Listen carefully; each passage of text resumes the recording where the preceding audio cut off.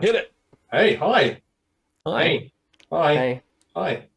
G'day. G'day, Street, mate. Hello. And I feel like I need to work out how to start these things. You need a quirky A catchphrase for quirky catchphrase. the beginning and end of Yeah, your streams. the street. Yeah, but what should it be? Like we kind of slipped into the very sort of Australian type comments and words, but being a Kiwi, should I be saying something else? Like, I don't know. I can't tell you how to be your nationality. That's No, weird I don't know of you how to to be ask. nationality. I know That's it's like quite I don't strange. know how to be a Kiwi anymore. No, I'm look, it should probably be some kind of intro that mentions the name of the campaign, right? Cool. Hey, welcome to the stream on the campaign, which currently has no name because we're still workshopping that because this is a creative process where everyone's involved and we're trying to create something which embraces the eclectic collection of individuals that make up this group. Huh? Huh? Huh? Huh? Huh? Sure. I thought that was quite a good save, personally. Okay. Um, You can believe that. That's fine. I believe that. What are we doing tonight? So What's what are the we plan? doing? So the plan is to talk all about you, dude. Like tonight is the you stream. Hmm. Tonight is where we dig into who is Promethean playing. Yeah, I think I'd much prefer to talk about Delgrim Harrowfell as opposed to talking about myself. Well, I mean, hence why saying who you're playing. So not so much you. I apologise if I implied that it was actually going to be about you because that probably would be a bit weird. That's absolutely fine. What do we want to know? Well, What do we where do we start? well, I want to know, how did you work out how to, like, why did you pick this dude? Where did this whole character concept come from? My general uncaringness towards dwarves. Oh, It was a conversation in a stream where I was talking about how I cannot get into dwarves as a thing, right? okay. In general. And NBCDM posed the question, well, what would it be that would make you like dwarves more? Yeah.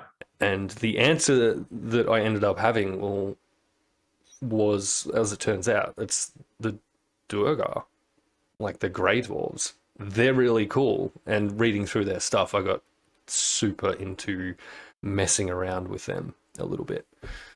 So what is it about sort of your hey Cass, your regular dwarves that you've just never sort of gelled with? I just it's kind of like trying to prove a negative, right? They've never grabbed me in Okay. terms of something that I want to be playing, talking about sort of gaming wise. I've never Mhm. been overly invested in characters like reading, it's fantasy fiction. There are dwarves amundo, right? Yeah, yeah, yeah.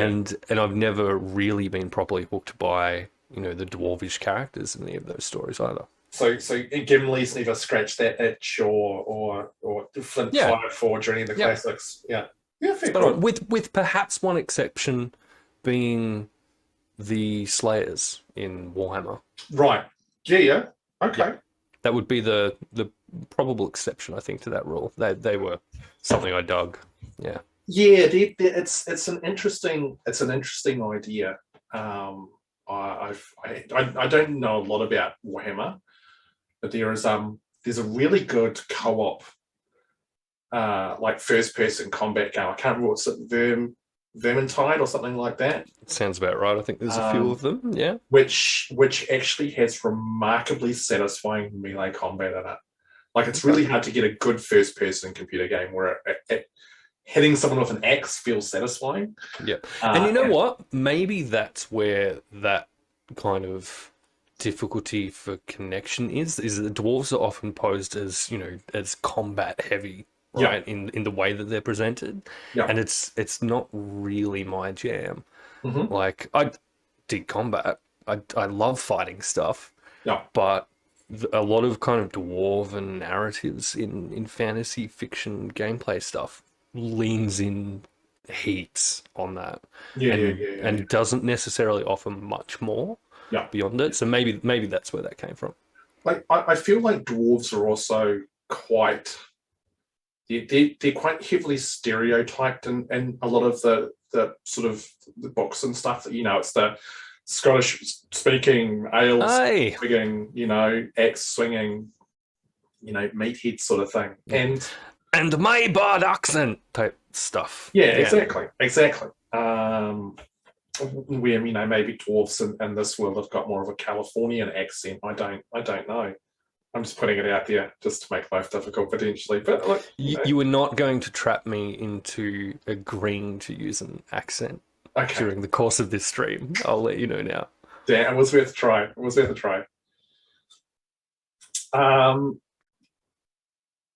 Oh, look, there you go. Cass reckons that you've got a bit of the whole Thorin Oakenshield thing going on. Yeah, look, I could, yeah.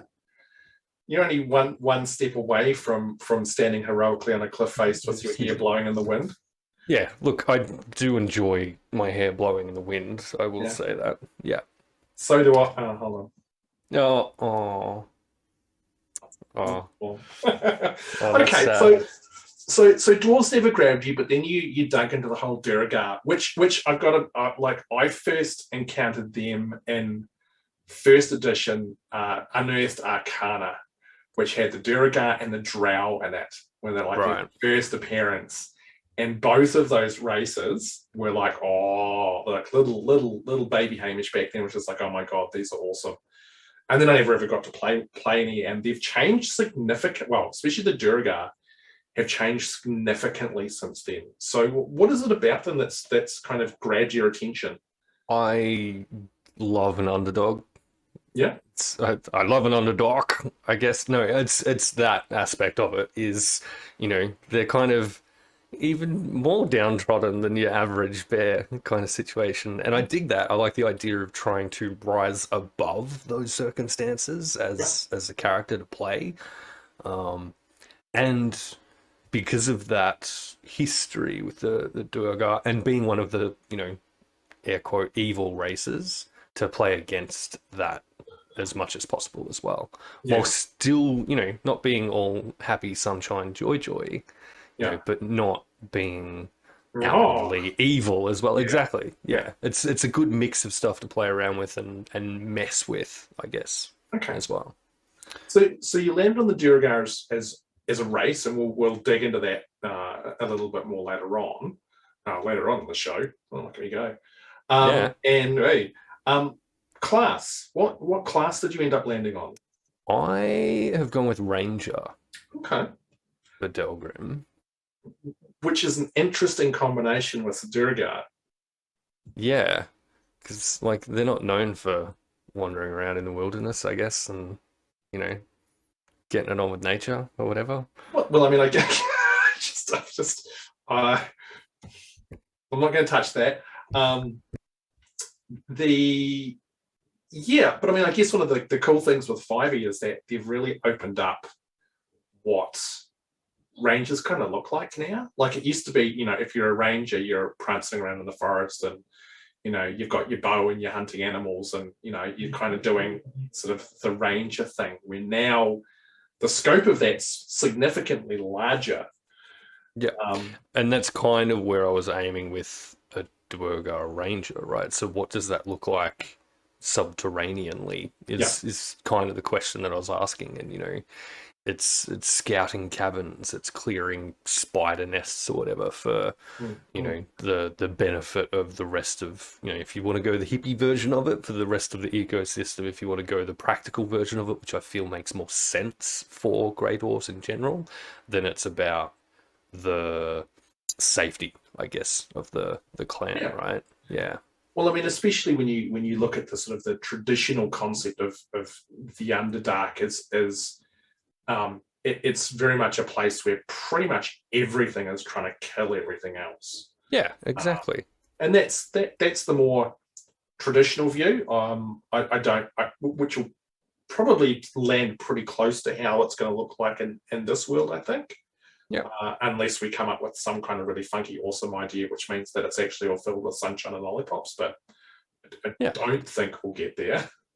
I feel like Rangers, for me, in general, in D&D anyway, they're they're the humanoid thing that stands between normal people and the scary stuff in the world, Right. if that makes sense, right? That's how I kind of view rangers. And I've never played outside of a couple of one shots. I've never played a ranger, the character before. Okay. So especially for this, we're going to start early level. We're going to have a good long fun time with it. I thought this would be just perfect to run it.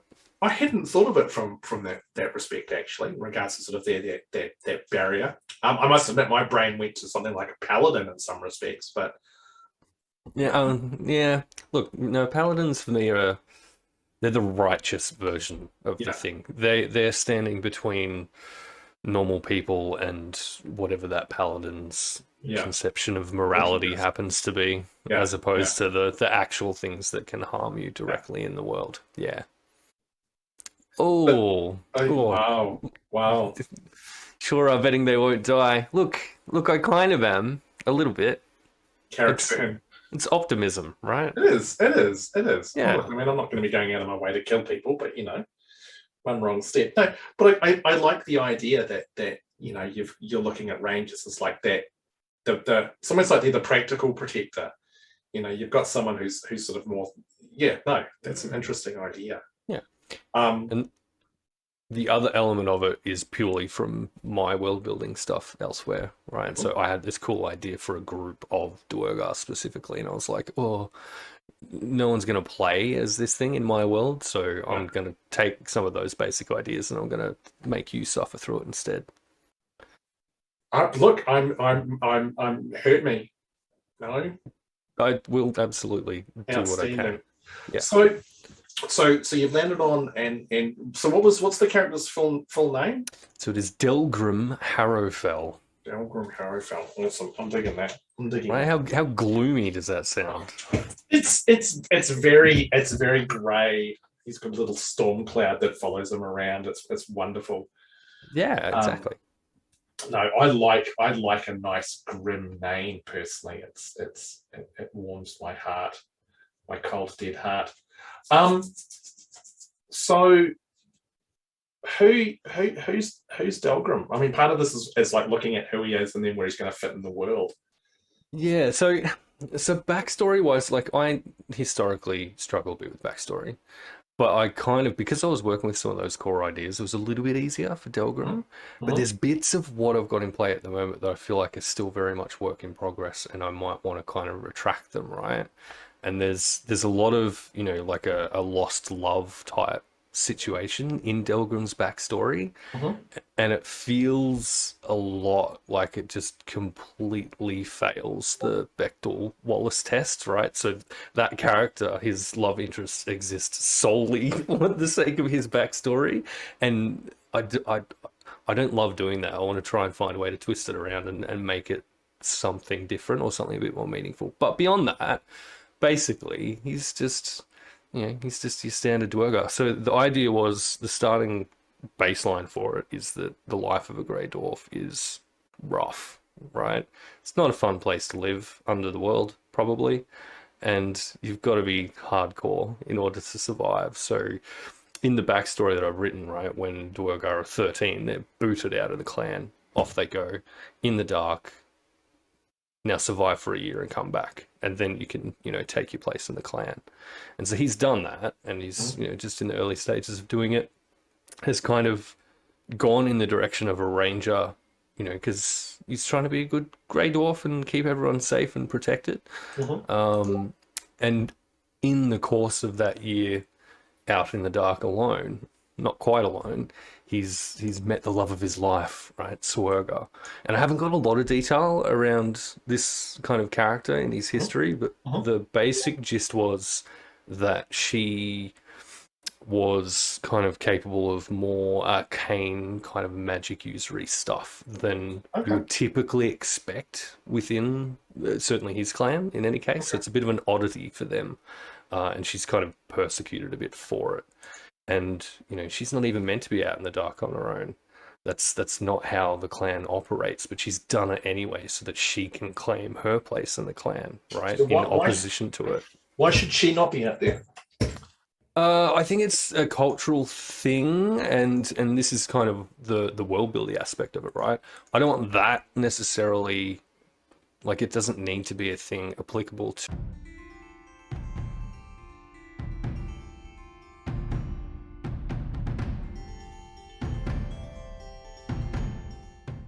Have you met dudes Well, yeah, ever? no, yeah. Look, I Right? mean, look, Yeah, I feel like it's a power thing, 100%. And given like the nature of that character in particularly, maybe it's something in their history where, the women were quite clearly more powerful than the men, or had a tendency to be. And at some point in this particular clan's history, they've gone, right, we're going to make sure that never happens again. And so it's become like a clan or cultural kind of law or rule could it? that, yeah, go. Yeah, I was going to say, could it be? So, yep, no, no. I'm hearing what you're saying here, and I think that's cool. Could it be? Because we're currently living in a time where there are certain parts of the world where they're gone fucking insane. Essentially, there's been a change of leadership which has brought about some of these, and part of it could be, as you've said, there's been, women in the past who have been exceptionally powerful or something, and this new change in leadership, these people have got a potentially, shitty attitude towards that. I can't think of how I would possibly associate that with anything in the real world at the moment, but yeah, just sort of spitballing, other things too. Yeah. So I hadn't gone that deep into where the clan kind of view came from, but part of that as well is cool. So what did Dwergar in the world look like generally? But yeah, backstory wise, that's more or less, and because we're starting early level, I didn't want to throw too much in there either, right? Like I'm not a big fan of having Slayed a characters. dragon. Exactly right. I've fought in 17 wars and have slayed 4,000 bad guys, and I'm trotting out into the world at level 1. Yay, kind of stuff. Yeah. Hold on, let me just quickly do something here because apparently my my notifications on Discord are carrying through. I know you all know. I just fuck off. Go away. Does that kill the sound? Disable all notifications. Yeah, there we go. All right, that should work. Okay. People don't need to hear my computer going boing. Has it though? We shall see. We shall see. Yes. Okay. So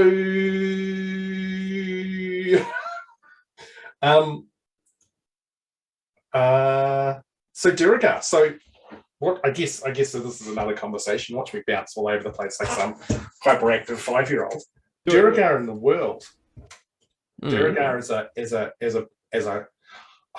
I want to try and frame it not so much as a race, but Dirigar as a culture.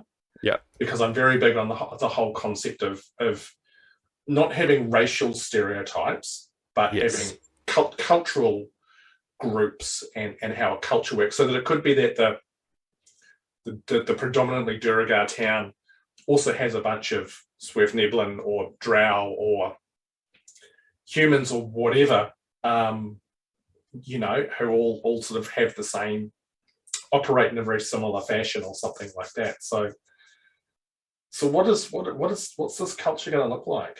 What is this culture going to look like? Yeah. World Master. Well, okay, so geographically, are they limited in where that culture is centered? I guess is the first question I'd be asking there, right? So how widespread throughout the world is the Duergar culture? Good question. Excellent question. Look, I've told you before, I only ask good questions. Good, excellent. And I'll only give you vaguely okay answers. Look,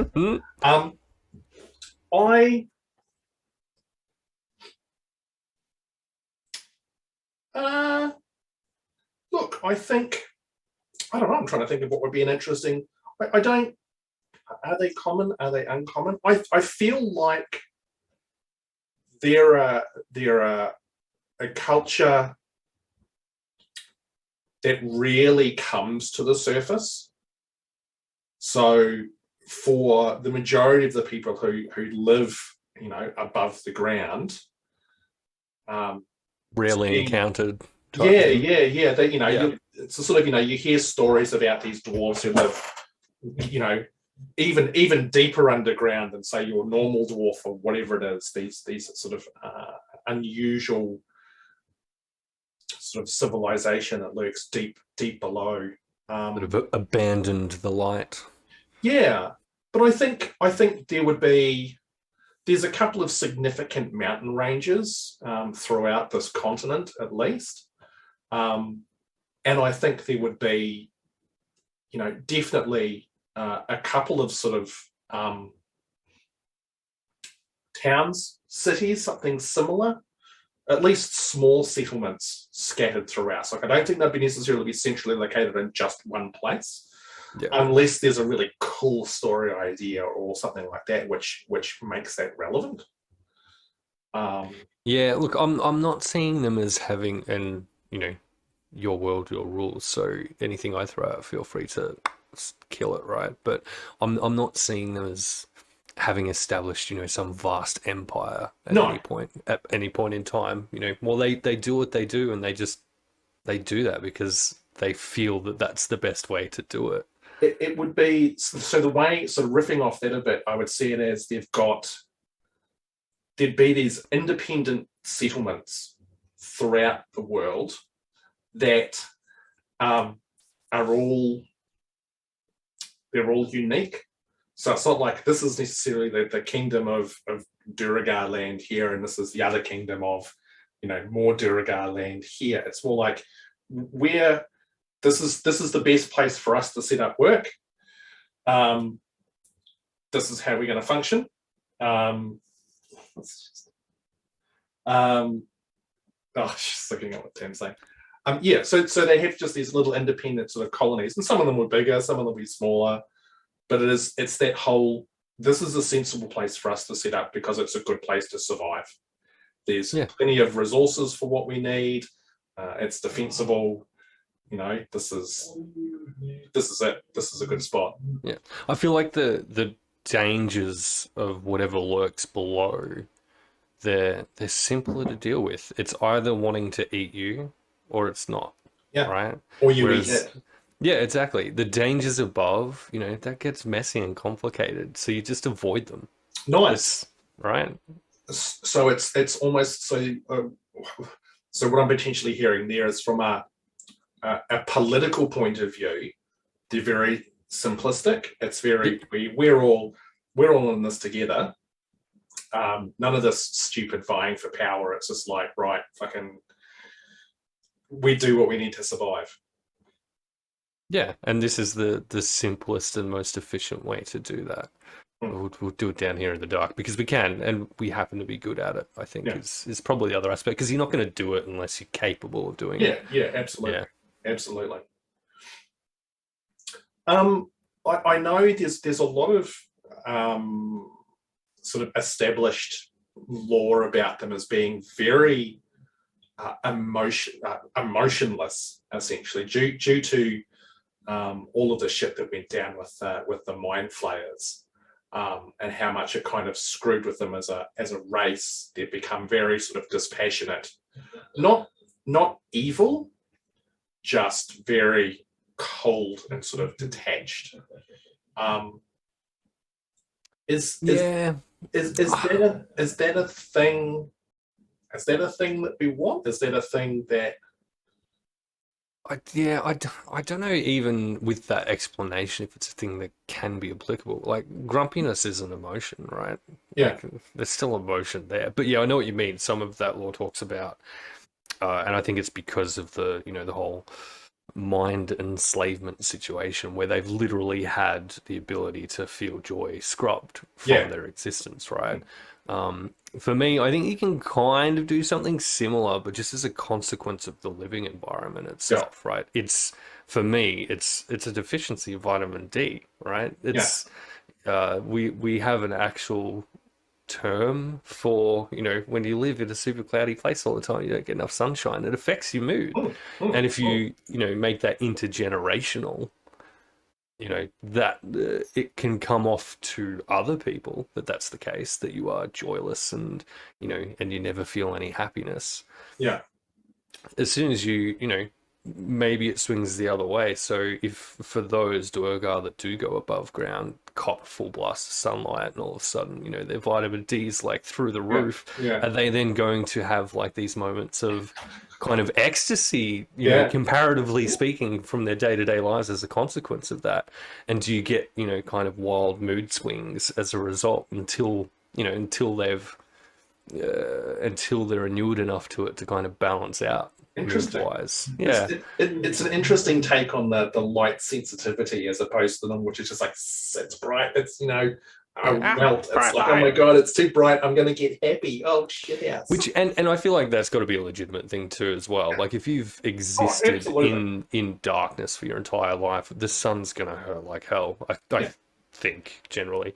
And so character-wise, like, Delgrim will wear a super thin cloth of gauze of some type across his eyes while we're above the ground. Yeah, exactly that. Just to to kill the glare a little bit. Okay. Cool. So it's interesting talking about this companion that he finds underground as part of his backstory. Because there are elements in the world which would actually help potentially inform that quite nicely. So you're talking about how she has this arcane skill, which is quite maybe quite uncommon. Yeah. So in the world in general, that is actually becoming more of a thing as well. So so even above ground, those who have got sort of arcane abilities, so like your sorcerers and the like, are becoming rarer and are being viewed in different ways by different aspects of the world. So under the ground, it might mean that she's even, if it was already something that was potentially quite rare, could be something that is even, more so, like, quite exceptional, that she's able to do this, and hence potentially that influences the whole, she's looked at as, well, no, we can't let you go and do stuff because, not cool. Well, there's a couple of things you can do with that under those circumstances, right? You can have people be fearful of it, right? Or you can have them institutionalize ways to exploit it. I guess they're the two kind of main options that a society is presented with in the face of rare and incredible power, right? You're either going to be petrified of it, you'll find a way to exploit it, or you will find a way to neutralize it. So it doesn't adversely impact the greater good, whatever it is that you think that happens to be. So I guess one question I've got then, or another question after millions of questions, is when it comes to defining some of the stuff and filling some of these details out, how much of this do you, like, what kind of input do you want from me? So, like, I can give you, this is sort of how the world functions. Like, do you want to then, like, work out what does Delgrim's clan look like, and who the key people are, and these sort of elements that Delgrim would know? Or do you prefer to kind of, workshop out some of the stuff like these discussions and then go, right, Hamish, Merry Christmas. This is yours. Enjoy. I'm broadly speaking as a player, I'm fine with either, right? But we've talked in the world building stream a little bit about like players and characters informing the world a bit more, which I love the idea of as well. The only, I don't call it even a concern necessarily, but if I'm like unleashed, right, on like the history of this particular part of the world, the thing I would be worried about without input from you, right, as the one running the game, is that I'm going to then write in stuff that crosses a line that I'm unaware of being there. Yep. And neither of us clocking it, and then that coming to catch us, while we're playing through, all of a sudden we've got different ideas about what the world is and how it works for that particular thing. That's the only thing I'd really be concerned about. But otherwise, other than that, yeah, like as long as I have a framework to work with, all of the details in between that, I'm happy to fill out. Like, history wise and character wise, I think. Because I know some people like, we want, because like I really like when characters have got, here are the, here are the parents. Here's the best friend that I grew up. Here's Brian who bullied me when I was a child. Not sure where I got that name from. God damn it, Brian. What a jerk. Here's the individual that I had a crush on. Here's the person who trained me. Here's the significant people in the character's life, whether they live here, whether they live somewhere else, and stuff like that. And again, some people just like to be able to go, no, you make all of that up and go from there. Yeah, Brian does suck. And I think one of the reasons maybe why, and I don't know if this is just me, it's one of the things I struggle with character backstories in general, right, is... Okay, so you have all of that established. What is it that has this individual walking away from all of that? Yeah. And right? Do you know what I mean? What is it? What is exactly. it? Well, so there's a whole bunch of other stuff that you've got in your backstory about some awesome groups and some ideas and some concepts that you've got. I think it's the same group, just with 3 different names throughout the write-up that I did. I think, I'm not entirely sure. Look, keep the names and do what you will with them once I've established which is what. But yeah, like the ranger group that he joined kind of at this early age, I think is the Muirfolge is what I've called it. And so their role is to scout, stalk, and hunt the tunnels around the clan's kind of territory to keep them free of bad stuff, right?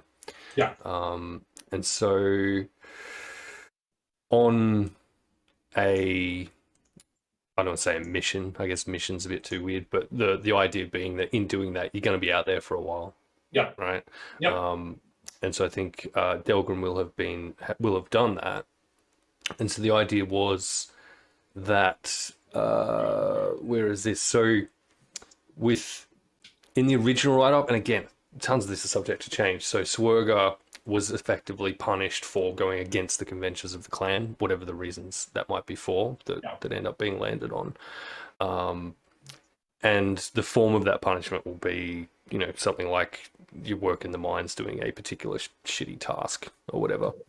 And on coming back from one of these kind of scouting clearance missions, what have I actually written in here?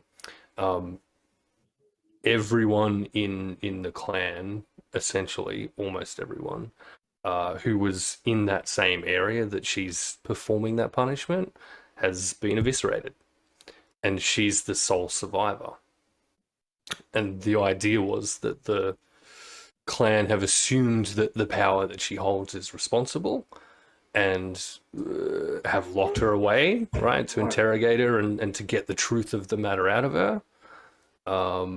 And then 3 days after her being locked up, everyone else is eviscerated as well. And she's no longer there.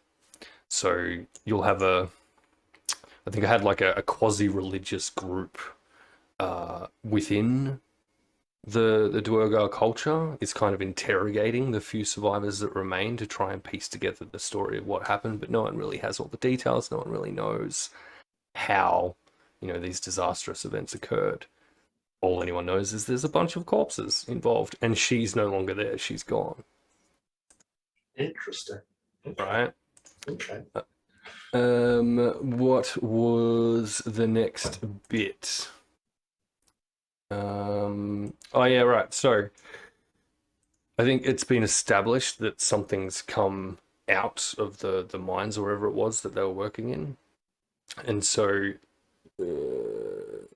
the whole ranger thing for Delgrim kind of gets a bit deeper at that point.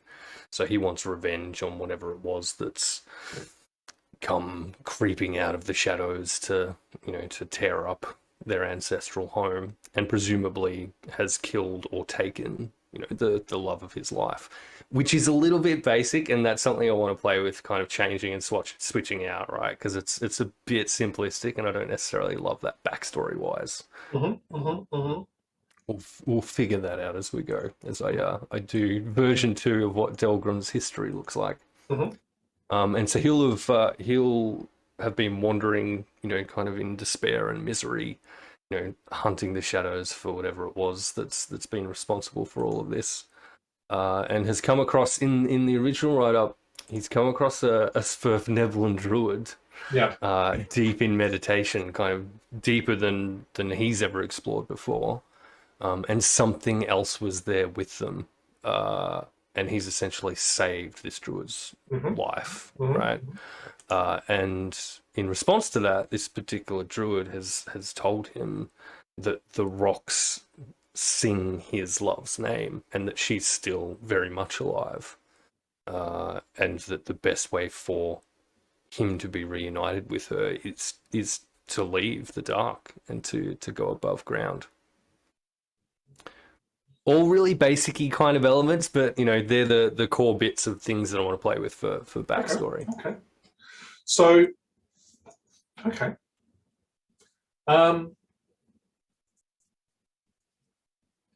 So some of the stuff that I have thought about. So when you're talking about she goes down to the mines. And then things die, they blame her, then everybody else dies. Like, are we talking? So I've already formulated in my head a bunch of information around that. Right. Hashtag spoilers. Also with the help of the always wonderful Tammy. And I guess part of it then becomes my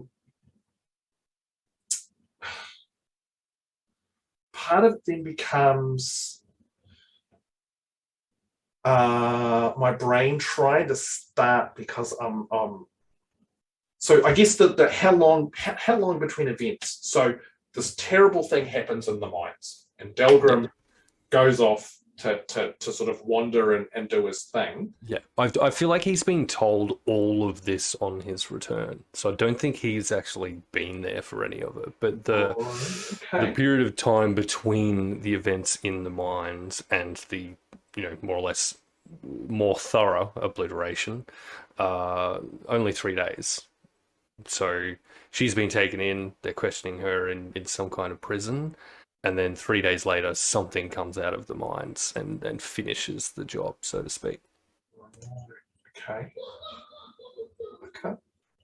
Has Delgrim ever been above ground before? I don't know. I don't think so. I don't think there would have been a need for him to have been above ground before. Okay. So there's nothing that jumps out in what I've got for him so far that says, this one particular Duergar who, by and large, are never going to, to head above ground unless they're trading, unless they're, adventuring, unless they're, required to do so because they're driven out. They're more than happy to live their lives entirely, underground from cradle to grave, I think. Okay. It's not to say that he couldn't have been. No. The way my brain is working is that my ideas possibly work better if he hasn't. Okay. Yep. Until he emerges and then travels to wherever we're starting in the undisclosed part of the world, or whatever that might be.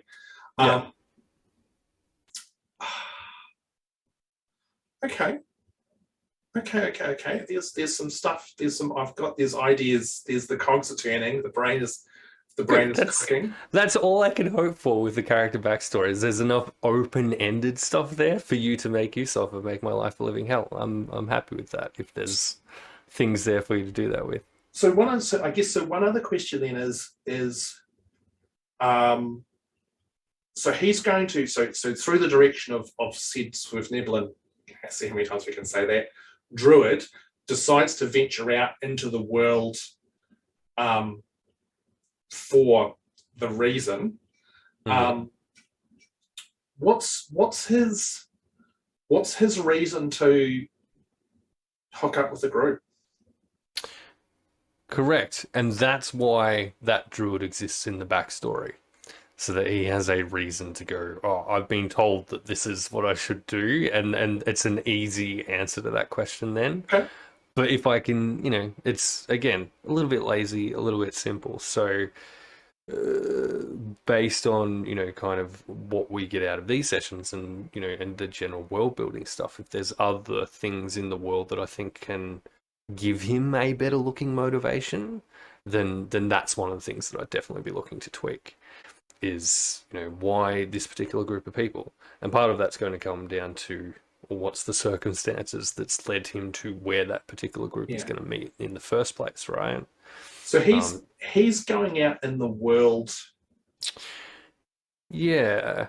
To, I guess, the original version of this is to learn new ways to overcome new dangers, right? That's part of the purpose he believes that he's been given is, there's a warning of, dire evil. It's clearly bad, the stuff that exists there. He might not be able to, do anything about what's happened already, but he can prevent it happening somewhere else. But to do that, he's been told that he needs to learn from above ground different ways of dealing with different monsters. So subclass wise, I'll be aiming at is it Monster Hunter? Is that actual subclass name? Slayer, I think. Monster Slayer, yeah. Monster something or other. Yeah. And so that's kind of, his prime driver, right? Is he wants to kill the bad stuff, right? Because the bad stuff killed a bunch of people that are important to him and, the world that he knew and potentially has, destroyed or taken the love of his life. So that's kind of where his focus is at. And he wants to get better at it. And there's a limit to how good he can get at it if he's only staying underground. So the logic being above ground, different monsters, different things to learn about how to unalive those monsters. Or I'm trying to think of, is it that said worldly SazTheMeeple, hey, druid goes, hey, I know of the great warrior Binklebomb who travels the world and is has great skills. Go and it's the whole go and find your mentor. Go and find anyone. I feel like if you get too specific with that, you end up with the same kind of problem, right? So if you're given a specific mentor, for example, to go find and learn from, that's the thing that you're going to do. You're not going to hang around with this party for X, whatever amount of time, dicking around, playing with other stuff, right? You're going to be the hyper focused on that thing potentially. So yeah, there's kind of that's why I've kept it kind of vague in that sense, because it's like, oh, I'm doing the thing, but the way that I'm doing that thing can be whatever happens to be, and it's a little bit easier to justify, just for me personally, I guess, doing it that way. Yep, that's good. That's good. You're correct. When you start getting very specific, it makes it very hard to justify why. You said, why do I hang out with these people? Which you can ignore, but it would bug me as a player, just kind of being there. And, I don't want to be bugged. We want it to have fun and not think about stuff like that. It's easier if, the character and their story itself doesn't need to worry about it. Yeah. So it is essentially a case of you going out into the world because you just need to get good. You need to go. Yeah, exactly right. And so, you think about character progression when you're playing. It's what you're doing. You're getting good at doing the thing. So, that's what he's going out in the world to do, is to become a better monster slaying ranger until he feels prepared enough to venture back down into the deep and hunt whatever that truly evil thing is below the surface that, is so terrifying. Yeah, yeah, yeah. Of which, okay, yes. Interesting, interesting. As it, hold on, push buttons. Oh, no, that's right, I pushed that button. So as we've talked about in the past, I have got this lovely little mountain range here, which I've called the coolest mountain range that's fine. name It of is all. the pinnacle of my naming capabilities, right next to the forest, which will never be named again. No, that forest now no longer gets referred to by any name. No. In fact, there might be even a horrific forest fire at some stage in which the entire thing is burnt to the ground.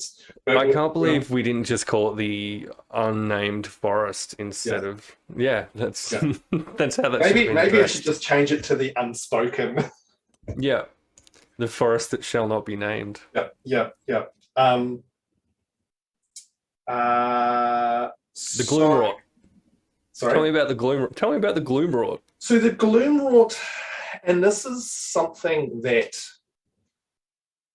Delgrim would see upon his emergence out into the world, like that of a newborn child. Maybe? No, I'm not sure. I'll move away from that analogy. Anyway,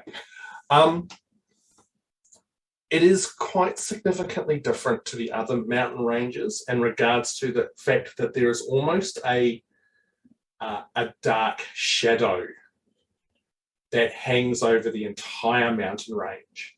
The peaks themselves are sort of lost in a swirling dark sort of cloud and mist. And people, and again, some of this is also, first draft, things may always change, but this is the concept at this point in time. Yeah. It is talked about by everybody on above the earth and very much sort of hushed tones. You don't go there. It's a very, very bad capital B place, capital P sort of thing. Like, what about that shadowy place over there? Kind of stuff. Yeah. That place that looks really ominous and evil and terrible and nasty. Why don't we go there? It'd be nice for a picnic. And there would be various stories as to why, but every story is different. Oh, it's because there's a horrible monster that lurks under there, or anyone who goes through the mountains, vanishes. People get sick when they travel. It's all of these. There is zero consistency in regards to what people get told about this place. And each of those anecdotal stories could very easily be true, just as much as they could be completely invented, right? Absolutely. Like, there's definitely a monster down there. Like, we've now established there is 100% monsters underneath those mountains. Absolutely. Well, as he would travel further, there would actually be talk of things coming from the mountains. This would be a fairly new situation. Generally, it was a case of you don't go there. Tis a silly place. But now it's also, you also try and not go too close, because now there are things, strange things that are starting to emerge from the mountains themselves and actually starting to sort of seep out into the world a little bit. Not very much at this point in time. And I will, to help with this, probably will dot in a town or two. There might be a nice little town that sits in here somewhere, maybe. In those creepy hills. In those creepy hills, or down here by this nice little lake that feeds into the Cradleheart Loch, might be quite a nice and also vaguely sensible place for a township as well. Maybe a little bit south of it, but yeah. So that there is a sense of impending. There's something definitely going on. That's almost like. It's almost like something's been awoken. Yep. Okay. So I like the idea. I like. I don't know if this works. I need to think through it a bit more. But I like the idea of Delgrim traveling east Mm-hmm. No, because the sun rises in the east, doesn't it? Well, it depends Rises. what. He would travel in the opposite direction that the sun was when he's emerged into the light, right? Mm-hmm. Because he'd want it at his back on those first set of footsteps out above land. Mm-hmm. That's the direction he's going. So I think east makes sense. Okay. So that's kind of cool. So what? So obviously he's not having been in in the above world before. He's not going to have any kind of reference for that. So the state of the mountains, the nature, that kind of gloom factor is his only experience so far. So I don't know that it's going to concern him all that much. But what kind of stories is he going to be being told, do we think? Um. Oh, that's good. I would probably need to work out how to frame Yeah. some of that, but I could definitely come up with almost like a little, here are the 5 top stories of the Glimrod, Yeah. of which he would have sort of heard about on his as he's passing through the local communities or where he's going to wherever he's going to.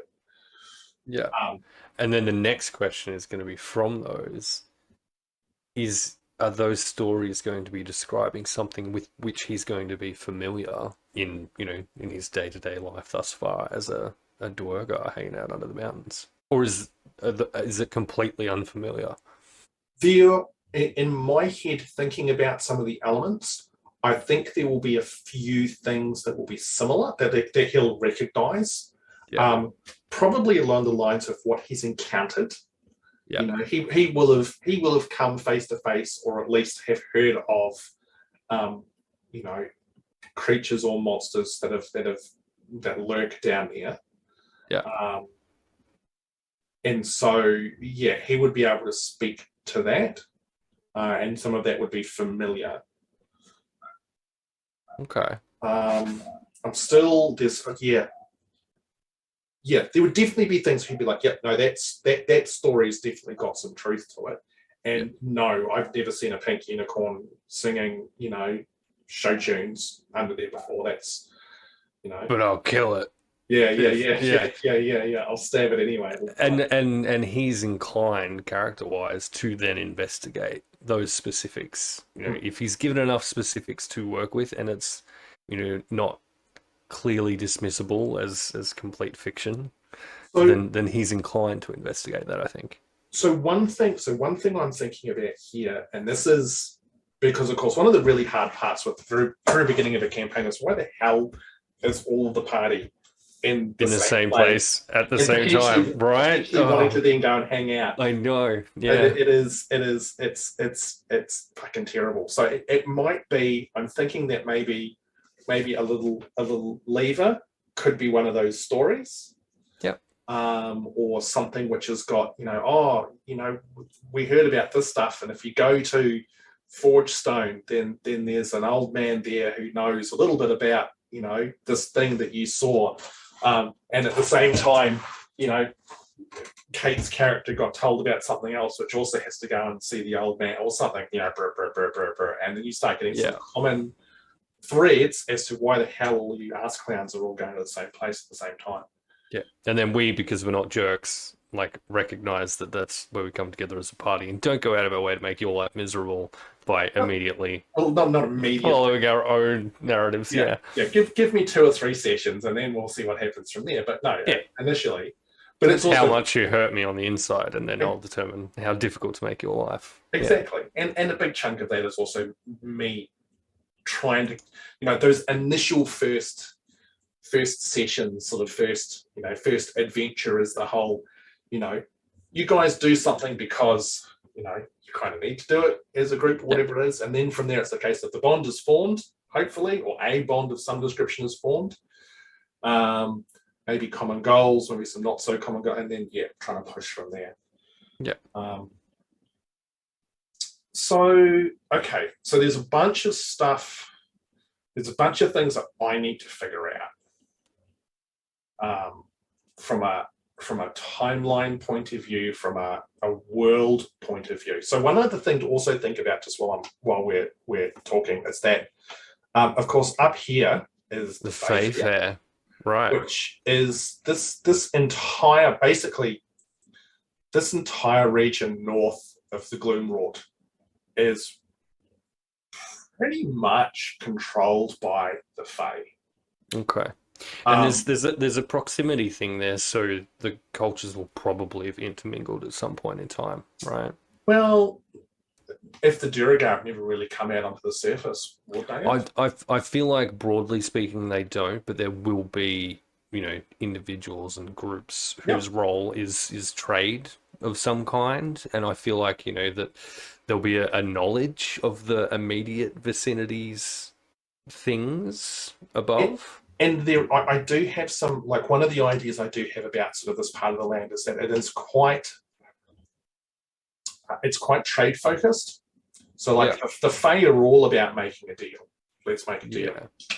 Now, the Duragar are quite possibly well positioned to produce or discover unique and interesting things beneath the world, which the Fae might find quite valuable or interesting. And so maybe there is quite a strong trade connection there, Yeah. whether it's treasure or jewels or something. Who knows? Yeah, I'm Because just trying to think what that would look like, and this is the problem I have with the Fae in general is what do they want? What do they want? Oh yeah, God. And I feel like the Duergar aren't likely to necessarily engage in that kind of trade unless it directly benefits them, and yep. they're going to consider themselves as not needing anything from anyone. Mm-hmm. That can be questioned and played with for sure, but broadly speaking, they're self-sufficient. It's why they're Mm-hmm. still where they are. It's why they still are how they are, I guess, in that sense. But that said, if that trade is genuinely useful for them, then they're going to take advantage of the opportunity. So I feel like they would drive on their side of a properly hard bargain and get the best version of that And, trade possible. and maybe in that respect, um, there is almost like uh,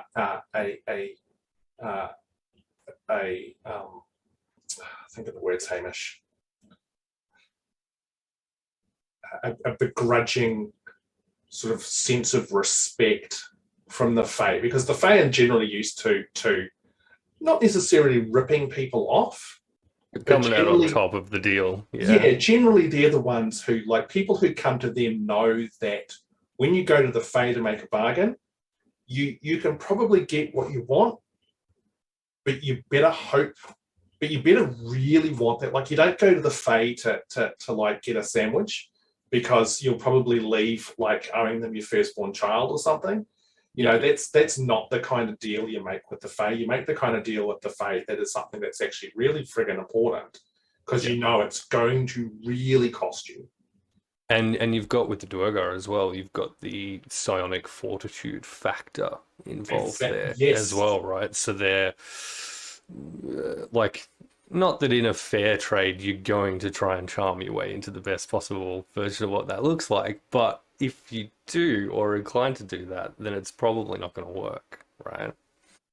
So yeah, I think that kind of begrudging respect basis for what that looks like And, is and a that's cool actually idea. that's a really good call, because you've even got the actual traits around where you've got advantage on those saving throws against charmed and stuff. Charmed and stunned, So yeah. so it is literally like it's almost like maybe it's a case of the Fae need something from Duragar more than the Duragar need it from the Fae. Mm-hmm. They're the Mm-hmm. ones who establish the trade. They've almost found someone who's maybe on an even keel when it comes to this. Yeah, no, that kind of doesn't work either. I don't know, but I think there's an interesting little space there, an interesting dynamic between those two races. Yeah. Now that also does, however, get me suddenly thinking on a completely different tangent. With the Duragar, they have that whole enlarged thing. Yeah, which and I've been quite vocal about my dislike of this in the past, You and I'll have, continue to be so. Yeah, and the point that I made a while back was if I can find a way for it to make sense, it will bug me less, right? Um, And So broadly speaking, it's usually tied in with like with the enslavement in the standard kind of history. Yeah. I think where I've landed is ignoring where it comes from, but for in actually making use of it, I feel like it's actually incredibly painful for them to do. Useful because you can make yourself big, and that's helpful under certain circumstances. But it's not a fun thing to experience, I feel like. so another option, and I think I've said Mm. this before, we can completely Mm. trash it and do something different. Yeah, we could. Did you have anything in mind?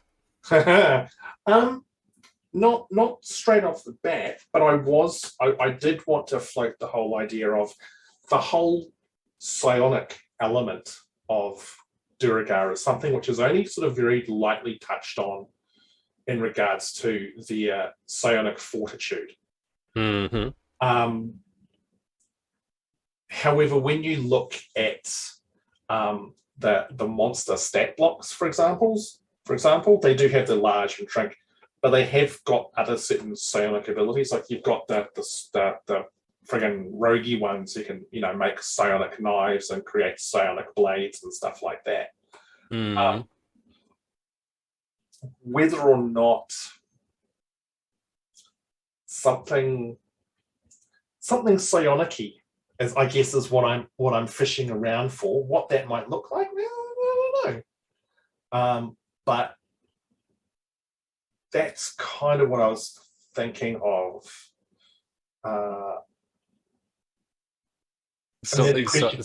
Yeah, I guess I need to do a bit more exploration of psionic abilities in general. I know earlier edition there's a lot of psionics stuff that was messed around with, but I get the sense that not everyone loved it.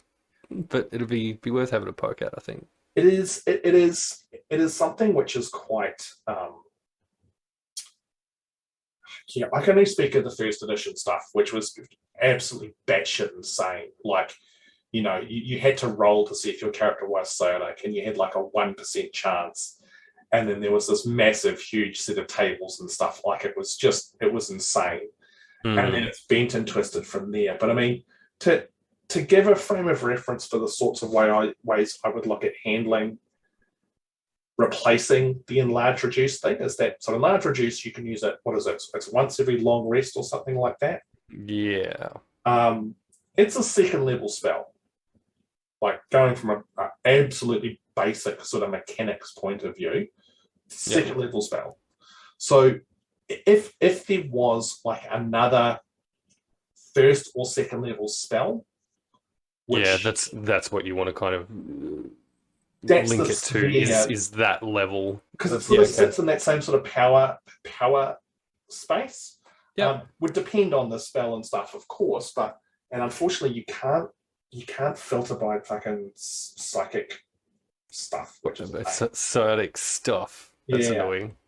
I don't think you might. Well, no, there's a psionic tag, but I think if you had filter, I think I tried this another time. Psionics is the mental fortitude to remain clenched over time against the eldritch tentacles in the gloom.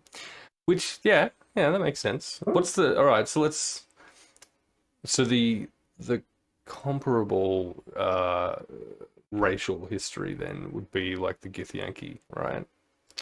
What do they get? Oh, true. Good point. Good call.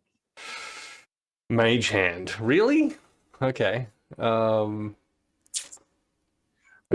you've also got to remember with that's also going to be counterbalanced against any other grooviness they might get too. Yes.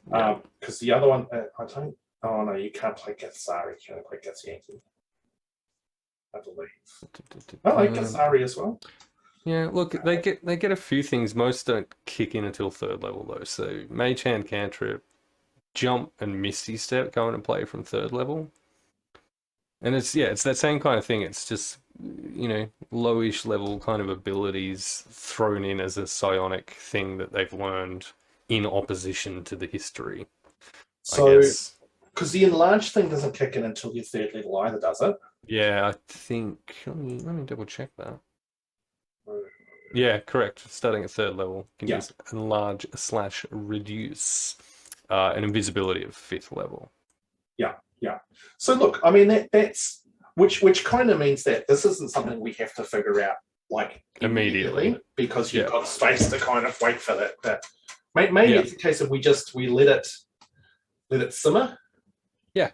And then see Um, what makes sense based on how the character's playing out. I feel like it's a bit of a kind of Wild Westish way to do it, but you know, it let's see. is, but I mean it's also I think my point's probably more if we don't figure it out before we start, it's not the end of the world. Yeah, But we spot could on. very well figure out what it is before we start.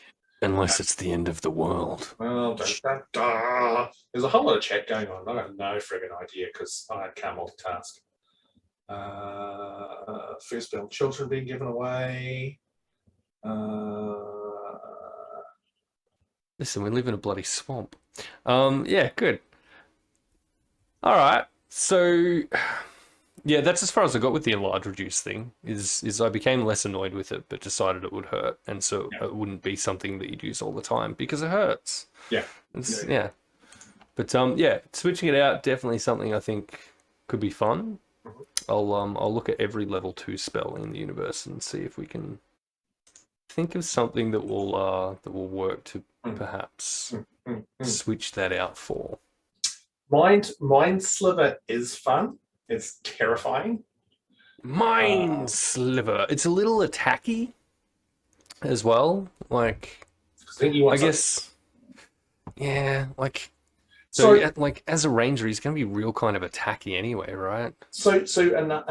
another way to kind of think about it is um, maybe as part of this that his training to be part of this ranger guild group club, however you want to frame it, club, Uh-huh. the ranger club. Club. And yeah, the ranger club. Yeah, It's like the dark monster slaying club. yeah, that maybe there is a psionic ability that they all get taught. You know that when they graduate or something like that, Hmm. like they initially sort of get taught it when they first sort of terrible phrasing, like joining the club. And then Hmm. once they hit X level, basically they've refined it enough, and then that's sort of quite a distinguishing attribute of that group. So most other Yep. Duragard can do like the enlarge and reduce, but this particular guild of rangers has honed their mental powers and enables them to do something really cool. Yeah, and look, it makes sense if their role in the society is to hunt for the scary things, Hmm. then it absolutely makes sense, I think, for that, for sure. They meet every Tuesday evening for cookies and murder. Hey, it's not murder if you're protecting the greater good. What is for cookies and murder? Correct. Outstanding. Well, that will be how they justify it, for sure. Oh God, Mind Thrust. I don't think I've ever seen that. I don't know if I want to look that spell up. Don't Google it, for No, sure. no. I'm curious as to what the semantic, semantic. Yes, the semantic component is. There's probably some kind of pelvic movement, maybe. I don't know. It's a cognitive thrust. You just think in a direction really hard. Oh, that sounds just. Oh. You thrust a lance of psychic disruption. 3d6 psychic damage. Oh, that's quite nasty. I do like psionics. Psionics is something I've always really, really enjoyed. But I've never had an opportunity to really kind of play around with it much. Well, here's your chance. Wow, this is just it. This is just it. Okay, so where we're at the moment is we've got a rough idea now of Delgrim. You still need to sort of figure out one or two of the motivations. Is it true love? Is it best friend? Is it something? Who knows? What's that motivation going to look like? Yeah, I feel like changing it to friend rather than lover makes sense. It takes that kind of, Bechdel test failure thing out of the equation, doing it that way. and I think and it adds there's a nice, I don't know, it feels a bit yeah. I agree. And they could potentially then also be doing the same thing, right? So they've both jumped on board this ranger train, but you still got that element of mysterious kind of arcane power that's considered looked down on within the clan and problematic. And when things go wrong, then they're blamed for it, taken in for questioning. Something climbs out of the dark and kills everyone. Yeah. Kind of deal. All of those elements still work, I think, if that's switched out that way. Yeah. And then upon your emergence into the world, you travel to said destination, of which we will ascertain once I've got a handle of everyone's character. Yeah. Okay. And over that course of time, you will have learned a few things of the area, the region, especially in regards to the Gloom Wrought itself.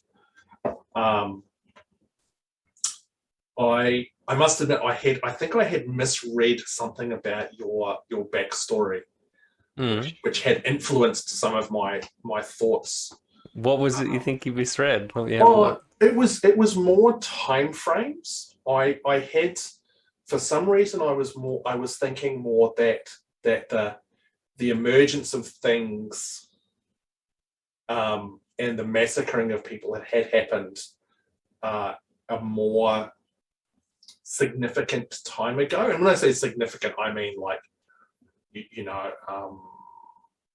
like sort of 10 plus years sort of thing. Yeah, okay. So all of this played out way back when.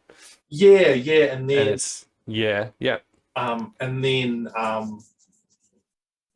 and then you guys had still sort of lived there, but then you'd stumbled across something else and all it all went pear-shaped. Everyone got fucking murdered and went from there. But that's okay. That's still yeah. Well, look, I feel like there definitely needs to be some time frame introduced within the kind of start, like the then to now part of that narrative, because I've got his age as 69, so there's an amount of time that has taken place. Was that a conscious choice? That was a conscious choice. Of course, it was a conscious choice. I'm a child. Come on. Excellent. Thank you. It's originally I think I had him as 200 something, but then as we discussed, we were talking about limiting the lifespans within the world, and so I wound it back to my favorite number. Yeah. Okay.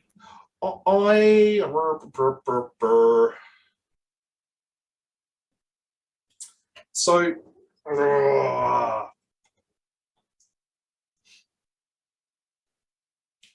question, comment, go. What do you got? What's the struggle? This is the terrible thing about trying to do this sort of stuff on stream, is that you go silent because the brain's going. And everyone, what can go out? What can't? Everyone's watching while you sit there and you go, stop looking at me, Swan. Yeah, no, it's fine. And that's part of the cool, fun background stuff, right? Is questions and thoughts separate to what we discuss here. Dump them and we'll have a bit of a play around. When we get to talking then about the journey to whatever place ends up being where the group meet up, right? Yeah. How much do we bake that into the well, no, it's a silly question to ask. I like the idea of kind of looking at what that journey looks like and establishing what kinds of things they will have learned about the world at large as a consequence of that part of their history. So recent and short though it may be, especially for this particular character, he's going to be learning more about the world at large than he's had an opportunity to do before, right? So you talked about the stories of the Gloomrot, right? But what other things he can potentially learn are going to presumably depend a little bit on where he ends up, right? And that's just it. And I think, exactly. So, for example, and this is like I feel like when this campaign starts, I'll almost be handing out like little lore sheets to every player. It's like, here's where you've been. Yeah. Here's what you know. So, for example, for Delgrim, he's probably going to know more about Fae Fear than potentially anybody else in the group, because I at this stage, and I'm waiting for everyone to come prove me wrong. There's no reason why anyone else may be in that neck of the woods. Woods. So he'll have the information. He'll know more about the Gloomwalk. He'll probably know about a little bit about the Cradlewood and stuff like that. And it will be almost like that. The rumors and stories, like I was sort of talking about before. Here are the rumors. If you go to the Fae Fair, the only way to ever trade, the best way to get the attention of the Fae to start a trade is that you stand on the edge of the forest at dusk, and you say, some cool phrase 3 times, and it will cause, one of the Fae to appear and lead you to something, something cool like that. Actually, that's kind of cool. Anyway, so stuff, things like that you might know.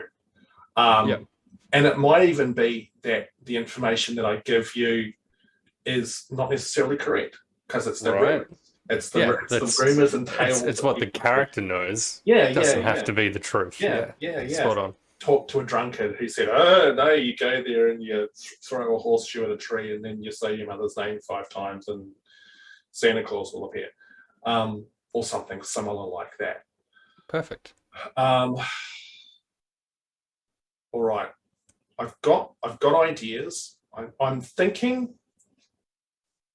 I kind of like a little bit of a time skippy thing between certain things with Delgrim, but I think I need to let that marinate in my head a little bit, and not huge. Like I'm thinking that maybe I don't know, like a year or 2 between things going terribly wrong and him emerging out onto the world or something like that. I mean, it might take him a year to find his way out of the mountains. Yeah, or longer, right? Yeah. It's a mountain range. It's easy to get lost in there. And that's just it. It could be that, absolutely. So that's actually potentially not. That's okay. That's easy enough to sort of figure out. Okay. I am all over the place. So I'm going to pause for just a moment and say, does anybody in the chat have any wackadoodle questions they want to ask? I'm going to ignore Talera's question because it's wildly inappropriate. Yes, it is. That forest no longer exists anyway. No, I don't know what you're talking about. There is no... Don't know what you're talking about. There is no forest. And whilst we are waiting, can you both repeat everything you both said in the last hour? Look, I don't know if there's much of anything, have we? Not until the stream's finished, and then we can put it on a loop and do it that way for sure. Yeah. Easy. Okay, cool. Easy. Yeah, easy. So yes, we can. It is technically possible to do that. Has the character met any of the others before the group came together? Oh, and that's kind of something that I wanted to actually chat with everybody about. It's like, because I think so knowing what people are looking at making, and some wild judgment calls here. You've got Delgrim, who's a Duragar, and you've got Heath's character, who's a Svirfneblin. So there could potentially be an opportunity for them to know each other. Maybe not. Yep, it's possible. I think. I'm conscious that there are 2 halflings in the party. Now, the way I've set the world up, it's not. You think every halfling knows every other? Well, halfling? they're all related. Jeez. That's how it goes. But yeah, okay. All I'm saying is maybe, I don't know. But it's also if players want to know each other or want to know one other person beforehand, like, I'm sorry, Kate. Look, I'll let you know. I do halflings are the best race, and you'll always get to roll advantage over every roll if that's any help. But if people do want to know each other or investigate that, then absolutely. As a player, I tend to find it tricky to. It depends. At certain, it's easily doable, right? But at the same time, you want to have a good chat as players then about ideally what the circumstances of that relationship to that point are, I Yeah. guess. What, because it can be really difficult to, immediately come up with stuff about the history that those characters then share if you haven't actually played through that history. And I tend to have a preference to come into a group blind because of that. Because again, it's something I then just don't have to deal with, I guess. And that version of it, I feel like, is easier. But Yeah. yeah, either way, I'm absolutely happy to have a familiarity with one or more players. I think it's absolutely doable. And that's just I like the idea of it being an unlikely kind of pairing, though, as yeah. opposed to, All the like halflings hang out. well, yeah, yeah, And look, it could be that, and I don't know. Again, we've got you on stream here, Prometheus, and we've got a couple of the players lurking in the chat. Maybe it's a case of as people are putting together their backstories, and I'm getting an idea. If I see like click, common or clicks or common locations where, oh look, both of you guys will have ended up in Forgestone for whatever reason. Would there be, you both went drinking at the same bar, or something like that? But it's certainly like punched the same city warden. Or, yeah. And it's like, I mean, if you're out in the world all by yourself, if you find someone else who maybe has got, like oh hey, look, we're both, out to explore the world. You don't seem like a complete asshole. Let's hang out for a bit. I mean, that's kind of how people make friends, isn't it? I wouldn't know. Oh. Yeah.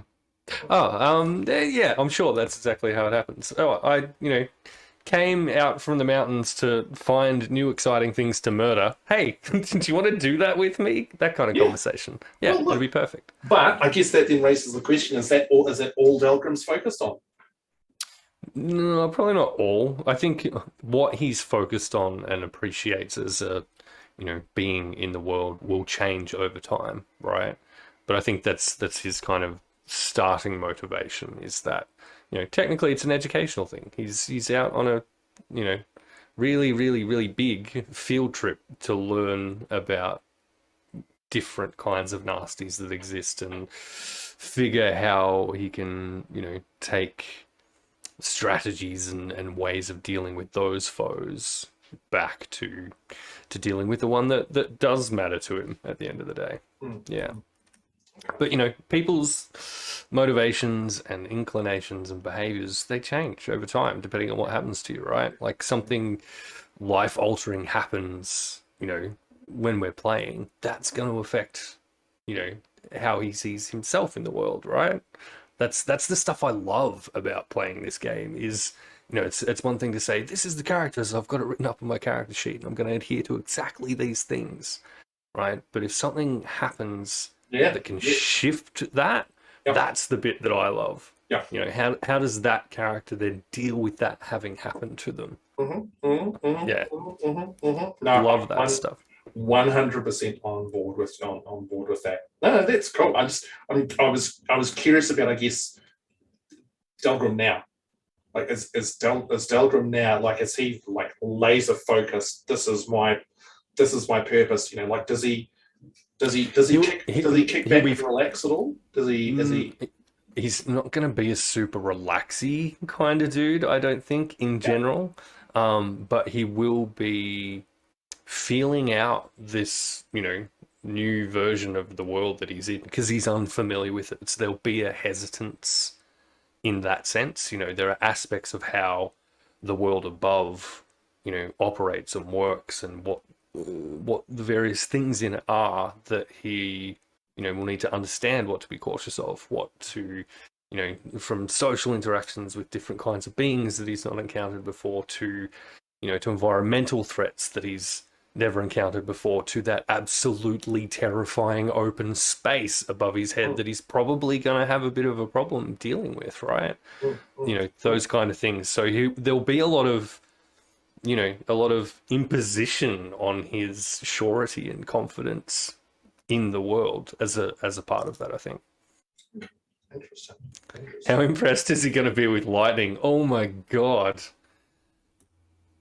that'll be a fun thing. First storm, yeah, man. Be like, First oh storm. fuck, what's going on? Gonna Oh, lose shit. his shit. Who Yeah, kicked it's us gonna be off? awesome. Oh no. No, there's definitely some interesting things to play with in there. So no, that'll be good. That'll be good. I'm gonna have to write a bunch of notes before I go to bed tonight. Otherwise, stuff's gonna dribble out my ear like so much unused brain power or something. Ew. Gross. So, do you have any other like questions about the world or elements like that you need answered to help with Delgrim? I don't know that I do, and it's part of why I've kind of got that, fairly localized backstory that I Yeah. have. It's so that I don't need to interrogate a million different aspects of the world to understand the character and to make the character work in the world, right? Okay. And so the bits of the world we'll be going into, he's going to be unfamiliar with. He doesn't need to understand it as part of the backstory. And again, I'm all about minimizing the mental effort I need to put into doing the thing, right? And so that is a deliberate choice in that way as well. I've tried to leave enough open for you to play with, to introduce cool surprisey stuff, based on what's going on in the backstory, but at the same time give it a tight enough envelope that I as a player don't need to know everything about the world, and what is important I can learn relatively easily, I hope, as we go, and be in a position as the character to ask those questions as we play, because it's stuff that he's not going to know. He's going to have a curiosity about him. He's going to be asking the questions that are going to inform me as a player what this thing is, what it means, how it connects with these other things. Hopefully. Although what we haven't talked about, there's two things we haven't talked about that we've kind of touched on before, is what the deities relevant to the Duergar look like, if any. Whether it's a cultural thing, a geographical thing, or other, what they actually look like, if at all. He, as a character, is angry, and I think generally speaking, will be dismissive of most religion because the gods haven't protected, his people, from this travesty that's occurred.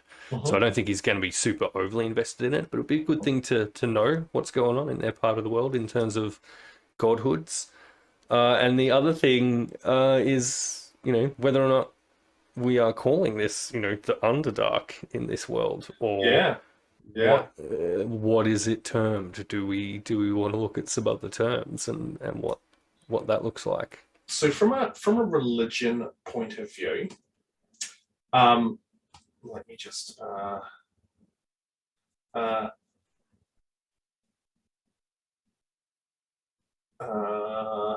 so Tam's come up with the 12 major deities within the world, and they are, unlike something like the Forgotten Realms, there's no Duergar god. Each race doesn't have its own pantheon. It's more based around the same. The world shares the same god. So even those who are from the place underground that's dark, a dark underside, would probably would worship the same gods. So I guess, and you're looking at the pantheons you've got, there's a fire god, water, sky, war, death, nature and agriculture, wisdom and knowledge, life, fertility, trickery, chaos, love, arts, commerce, and travel. So I guess one question there is are Duergar even particularly pious individuals? Which I don't think you can answer on behalf of a culture. The question phrased in that way, right? So the way that I think of those things is there will be individuals that are, and there will be individuals that aren't. But in any world where you have literal actual gods who interact with the world in any kind of meaningful way, whether that's through magic, whether that's through, actual existence and walking amongst the mortals, you've got to at least acknowledge their existence.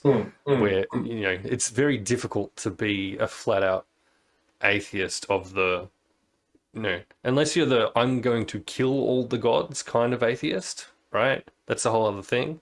But it's difficult to ignore them when their presence is so blindingly obvious, yeah. But yeah, how important are they to them? God of the Sky isn't going to be particularly important to them, I don't think, right? God of Travel, yeah, maybe in the sense that, they might, or certain Duergar might, offer some kind of something in the hope that they get blessings as they're moving through different caves and tunnel systems under the earth. I'm traveling from point A to point B. Please make sure the caves don't collapse in on my head while I'm doing it. That'd be cool. Thanks. Right? Cheers. That kind of stuff.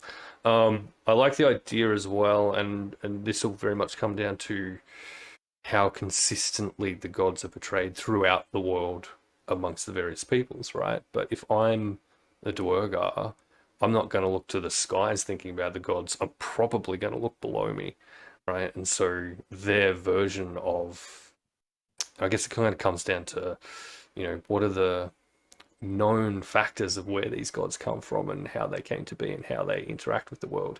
If every culture is just making up their own version of those kinds of things, the Duergar are probably going to consider that they've come from below. And that's where they exist and live in their stories. Yeah, I guess. Yeah. Interesting.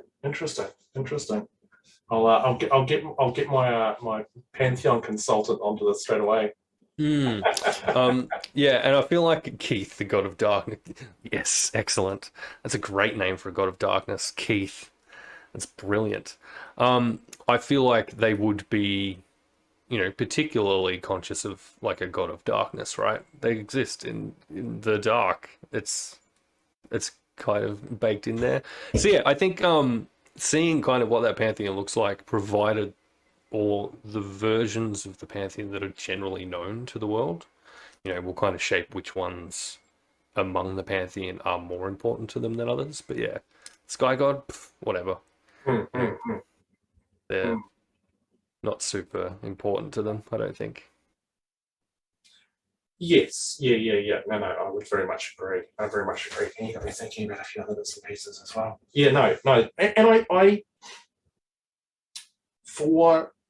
for a culture that's very self-sufficient, I would almost wonder, like, yep, sure, gods, they know gods there, they know gods exist, they know gods have an influence, but do they care? Like, it's we just do it. We do stuff for ourselves.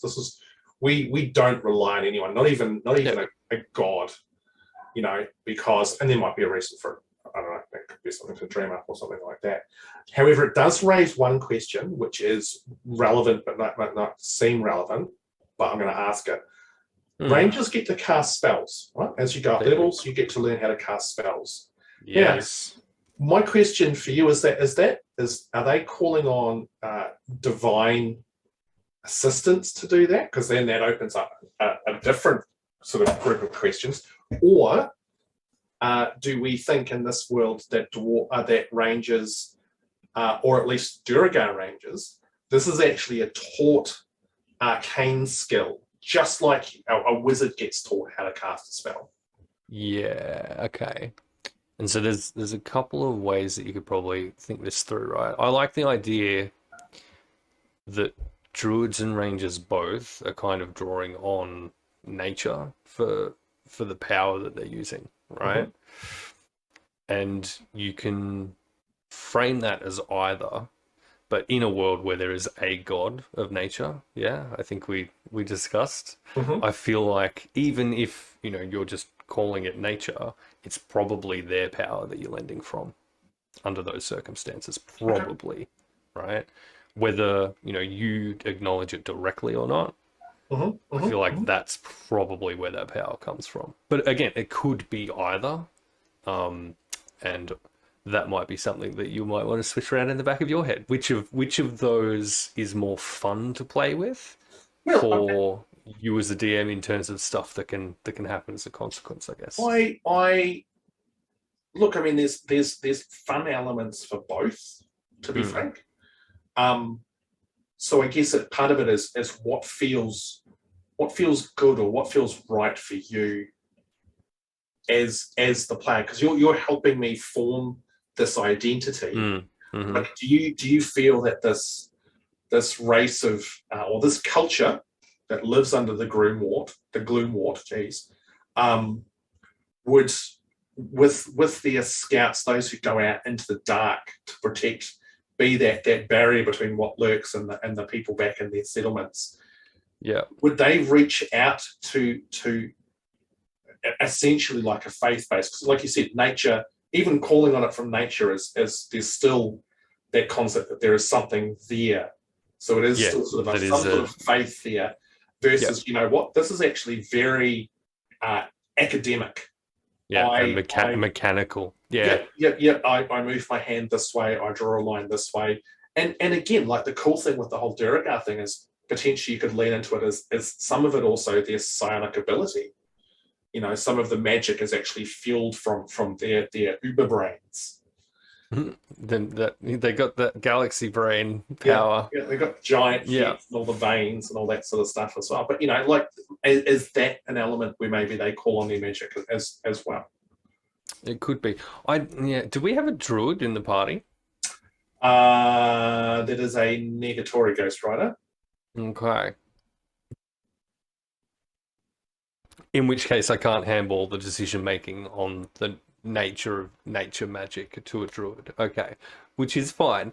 I think personally, I like the idea of power derived from nature coming from divine magic, right? Even when it's not acknowledged as such. I like that idea because then you can play it as, proper acknowledgement of it. You go, yeah, this is the god of nature, and I'll offer them the respect that they deserve. Or you can refuse to acknowledge their existence. You're borrowing that power anyway. You might even, recognize that's where you're borrowing it from, but you don't have to interact with the divine in that same way. And I like the options of being able to do either or both, or change from one to the other, I guess, in that way. The psionic element, I don't know. I don't know what do we think psionics is in the world, in that context?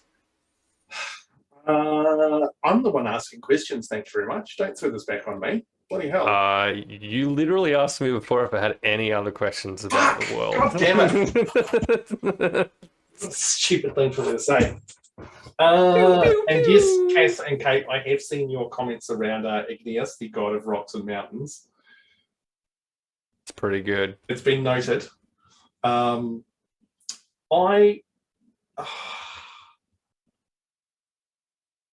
whole psionic thing. I must admit, I tend to think of as a very narrow selection of certain spells or abilities. Like you're not going to use your psionic ability to cast Magic Missile, for example. Yeah. But you could use psionics to cast Pass Without a Trace, because essentially it's like you using your mind to almost blank out someone else's mind from being able to see stuff. Clouding their mind with there is no party here sort of thing. Yeah. So I think there would be I think there would be spaces for it if it was something you wanted to lean into. Like if you went, yeah, man, I want to kind of really lean into this whole concept of Delgrim, the psionic Duergar, and there's a bunch of stuff which all sort of hooks together around that, and we're definitely going to explore that and find cool stuff. If you're like, meh, not too worried, or the nature element, and I think there's some cool ideas with nature, because again, once you're out in the big bad world and you're exposed to a whole bunch of different ways that people potentially look at this stuff or show reverence, then you get some very interesting interactions or learnings. You get those, confronting things, but potentially for Delgrim, if that's not how I understand things work and what's going on here and all that kind of stuff. Oh So yeah, he's gonna have a lot of that to deal with, I yeah, think. But like character wise, I think he's gonna be relatively open to that being the case anyway. I think he's yeah, gonna be, clever enough. Hang on, what's his actual intelligence? Let me check real quick. yeah, he's not dumb. Yeah, look, he's not dumb, right? I think he's going to be able to recognize that being in an entirely different environment is going to be, it's going to be a culture shock. I think he's going to be prepared enough to accept that that's going to happen Well, I mean, and he's going out and work with specifically it. to learn anyway. So I mean, Yeah, you would exactly. expect him to have that open mind of, Yeah. I need to Um, be a sponge. if we were to play with the idea of psionics as, the magic, I guess. Um, yeah, I think that could work. I feel like it would operate if we're looking at that option, I feel like it would operate more like an arcane type thing. Mm-hmm, mm-hmm, Um, but you are kind of reason being, right? If I'm thinking psionics, I'm thinking this is something that you individually, with the power of your mind, are forcing to happen, right? mm-hmm, And I feel like that doesn't necessarily work for specifically a, you know, taking or borrowing power from a deity. They're not going to allow that, right? You're not going to steal accidentally or otherwise power from a god. So I feel like it would land closer then to an arcane flavor in that sense. So less academic in the traditional sense in that way, but just by pure force of will, having the mm-hmm. same kind of consequence. Um, and you could potentially like I love the idea of if you're doing that and it's significantly different from other ways in which it's done, that affects how you're viewed in the world if someone can recognize that's what's happening right out in the world. I love the idea of that. It's like, what you're doing is wrong, abhorrent to them in their view of how that thing should work, right? Stuff like that is fun to play with. But yeah, if we go with the psionics as the core of it, which is a super cool idea, I think it would be that kind of deal. So arcane, but forced into the state Yeah. that it would otherwise be Mm. through a more fiddly, you know, book reading Oh, nerd version of it. absolutely, and it does raise questions around spells such as Goodberry. Like, can you, through the very force of your psionic ability, Mm. make a handful of berries? Sure, why And not? this It's like is I really want berries. well, I was just thinking more. Yeah, maybe Sarah, I think Sarah's thinking what I am with the amount of squeezing there. Their berries are coming from a different place, Yeah. but Mm-hmm. magically infused um, with little chocolate gumdrops. Anyway, I think, but it does raise questions around that sort of thing, which is kind of maybe potentially dumb because it's still magic, and it's like, Yeah. if I can, ask a god, hey, make some berries, or if I can wave my hands around and make some berries, why can't I just use my brain, my awesome mind to apparate berries? Mm.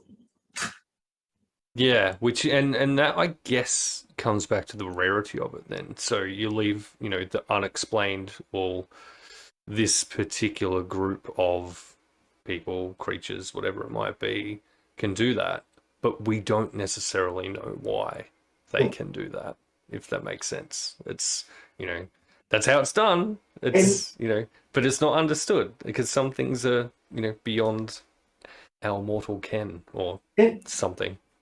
and there's and some of this is very much driven from bias from old systems. Everything Sonic is limited to a very sort of small scope of Mm. abilities, which makes sense to where you're doing something with your mind.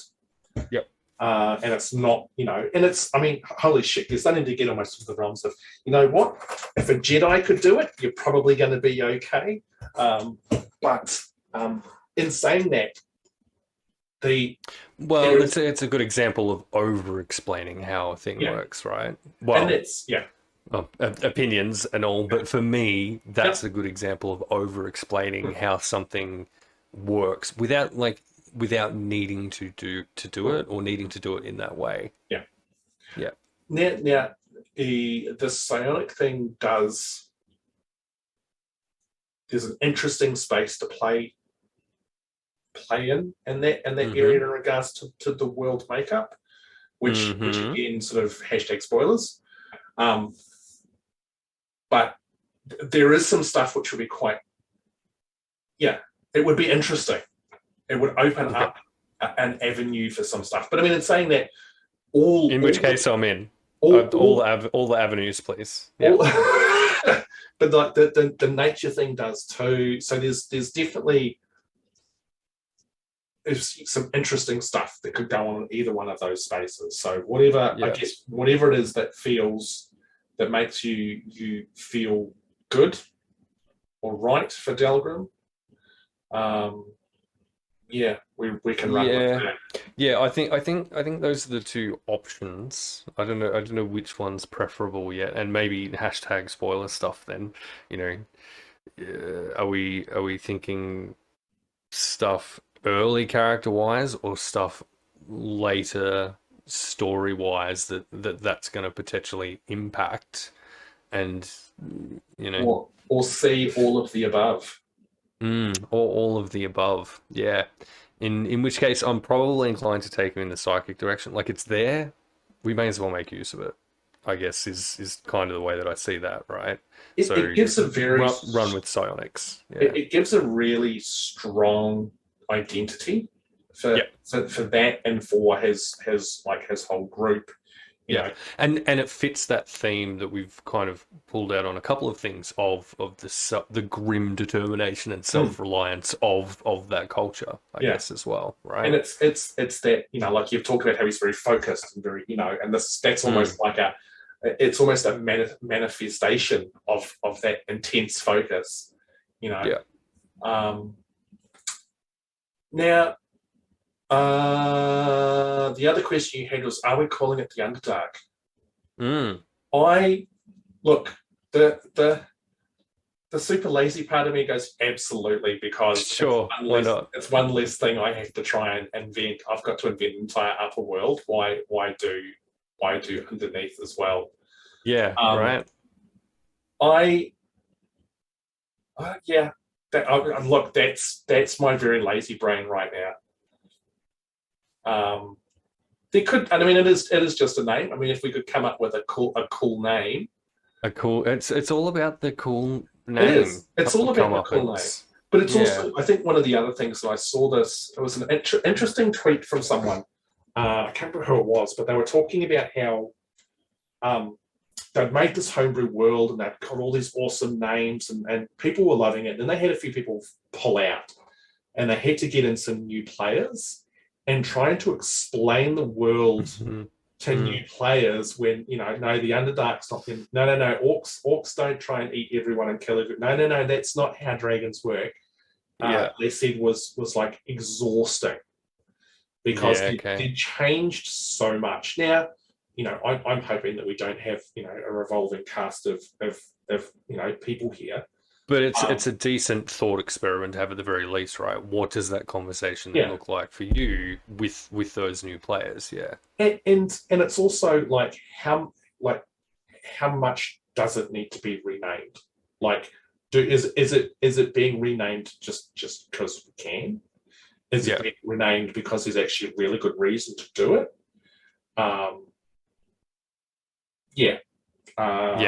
I know exactly what you mean. If it works for what the thing is, is it necessary to do that?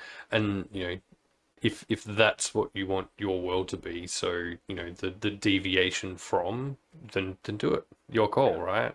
But if it works and it fits a thing, again, minimal effort guy, right? I'm inclined to lean on those existing frameworks, I guess, but you can kind of still do that and then change the name out as well, and that's it's a fairly minimal kind of change. You need a cool name for it though, is the thing. and that's just it. Look, again, it can be one of those things where it simmers away in the back of the brain, as a, if something really cool comes up, then that's what it is. But I think, yeah, I don't think it necessarily needs anything at this point. I'm just wondering what the. Yeah, I'm not. I'd need to go do some word hunting to offer some suggestions. Chthonic is the only word in the set that, is typically associated with kind of darkness and underground stuff that I individually love. Like the word chthonic is just it's like brain gold inside me. But then what do you do with that to name the place is the next thing. And I don't know, there's a few I haven't been able to twist it in a way that works yet. Yeah. That's okay. That's something to think about. So you Delgrim, he currently, I'm intrigued. I'm very used to seeing rangers who are all, and this is my bow. That's not Delgrim. I don't think that's Delgrim, no. And can I just say how much I love that? Excellent. It's good. And you know what's annoying is I kind of despise comparing stuff to other stuff, right? Yeah. But it's an easy way to kind of shorthand certain vibes, I guess. And a few weeks ago we just wrapped up watching C with Jason Momoa, right? In a world in which sight has been lost within humanity, essentially. And like his style of fighting throughout this show, like well after I'd put the background stuff together, I'm like, it's a little more than I'm seeing for Delgrim, but I'm like, yeah, that's kind of the right vibe. It's very kind of visceral and and feely as a consequence of, I feel like you would be doing that underground. You're not relying on your vision for for movement and for interaction with the world around you. And I feel like that's kind of similar, which then you don't get an opportunity to shoot a bow underground because rocks and stuff, right? Yeah. So it's probably not going to be and my bow. It'll be whatever this ends up turning into that happens to work, and hopefully it's fun. I think I commented to you the other day, like the last few campaigns and stuff I've done, like everybody is either ranged or like is dexterity based. I love the idea of having someone in the group who is a bit more physically endowed. If you know what I mean. If you know what I mean, for a variety of reasons. Muscles. We're talking about muscles. Muscles, yes. Exactly. And look, great. even the combination of weapons, which I won't sort of go into, but it's different. It's interesting, and I like I like that. It's not you haven't gone, what is the best possible combination of weapons or weapons? I have zero interest in that version of putting stuff together. Like I think I've got a ranged option for him. Yeah. Right? Because if you don't with the ranger, then it just scrubs out like 80% of the stuff, and so we'll have it there.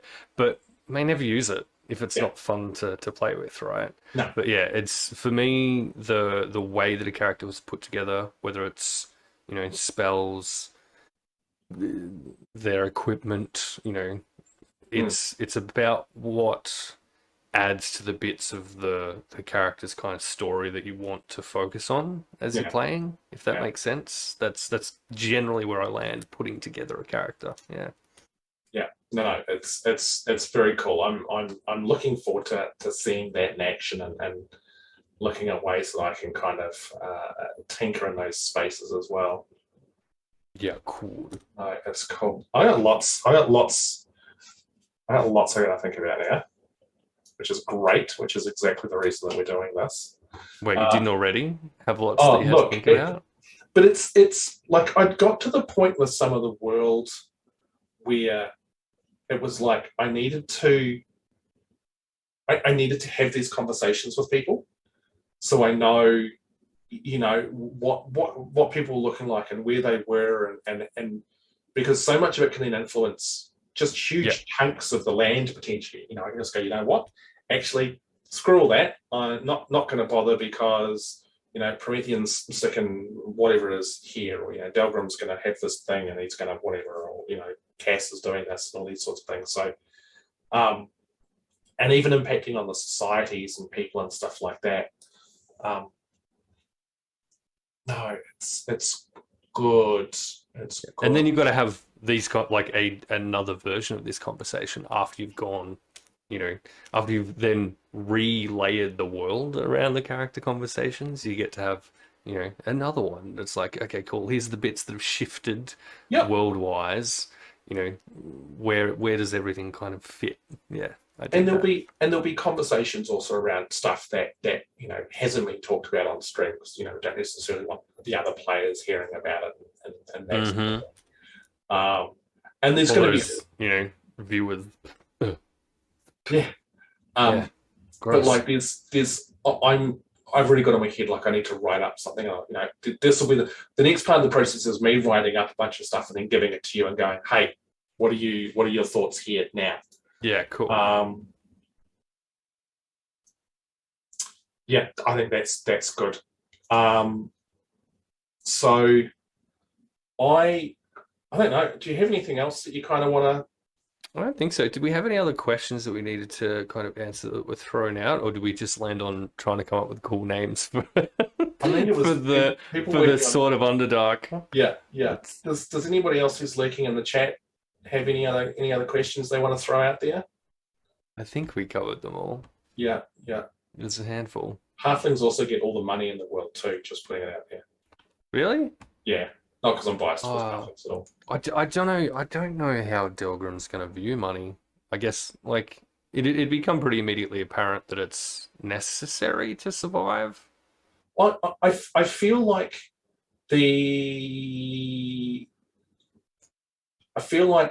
on his journey to where everything is going to start, he's probably going to encounter the whole concept of you need money. And we'll at least know sort of the rudimentary concepts of, if I want to not sleep on the ground under a tree, I've got to give some of these sparkly coins to someone and they'll let me sleep in a barn or something. I'm going to need me some of that glinty gold, roundy, shiny stuff. Yeah. John, why would Delgrim choose to adventure with others? I feel like two reasons. One, it's sensible because he's in an environment with which he's unfamiliar, and he would respect the abilities of others to assist him to navigate it.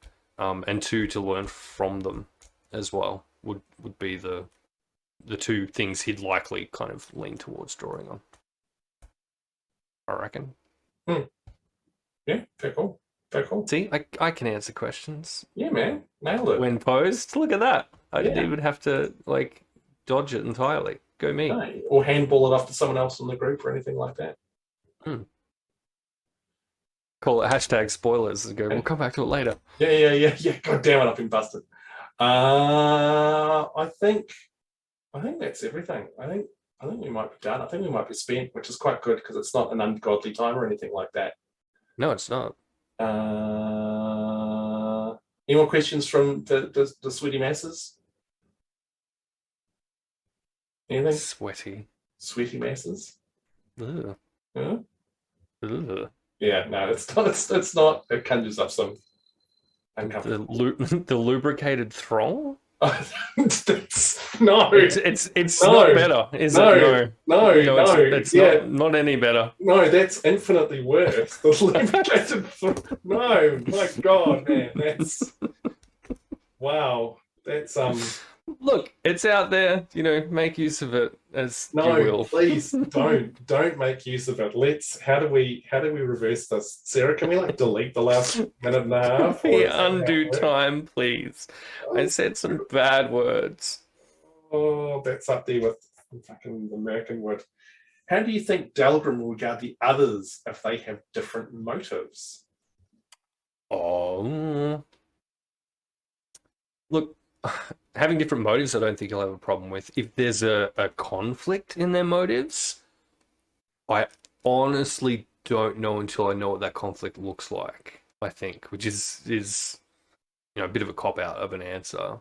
But he's not going to be so grounded in his personal ideals, I think. And it comes back to that thing of I'm not a big fan of, everything is everyone this way. And I think that applies to, smaller societies and cultures as well, right? You live in a small town, you still recognize that other people are other people, right?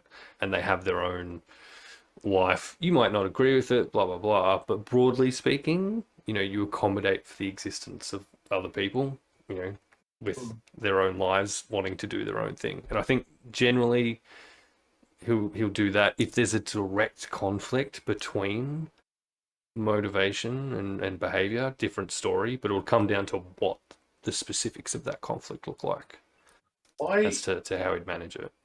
I quite enjoy both from a DM and I must also know from a player point of view, like that conflict, not like, we're going to kill each other kind of conflict, but that where you've got two people with quite different, quite opposed views of the world.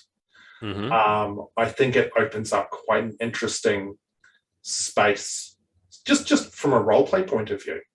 Yeah, I think, yeah, and so this character, and I guess it's an underlying part of the Duergar aspect. I think I've gone after specifically so that kind of conflict plays out in a different way from characters I've run before who tend towards the diplomatic, right, or to back away from conflict. I don't feel like Delgrim's going to be the backing away type. Yeah, and because I haven't often played that kind of a character that isn't able to kind of squirm away from it, after they've stirred up some trouble. I don't know what that looks like for me to actually to kind of run. So I'm excited about that too. That's going to be interesting. Do you think Delgrim will be excited or nervous about being amongst different races and societies? I don't think nervous is quite the right word. Cautious? Apprehensive, maybe a little bit more suitable, depending on the circumstances. I think, generally speaking, I think he'll, and this might depend on how it plays out, but I don't want him to be necessarily. I don't want him to have difficulty interacting with, societies and individuals around him, because I think that then becomes too easy to lean in on and to pull away from opportunities to interact with the world if you're going in that direction. And I don't think I want that for him necessarily. So yeah, maybe apprehensive depending on the circumstances. Neither do I think he's going to be excited though. So we talked before about the perception of the Duergar as joyless, kind of sufferable people, right? I think there's going to be a bit of that kind of wound into the character, whether we tie that directly to lack of sunlight for most of their existence and change it up or not. Yeah, who knows? Maybe he will be excitable if, we run with that and get the, the mood swing type situation happening. But generally speaking, I don't think he's going to be super excited about it. Yeah. Okay. Overly stimulated, maybe. Yes.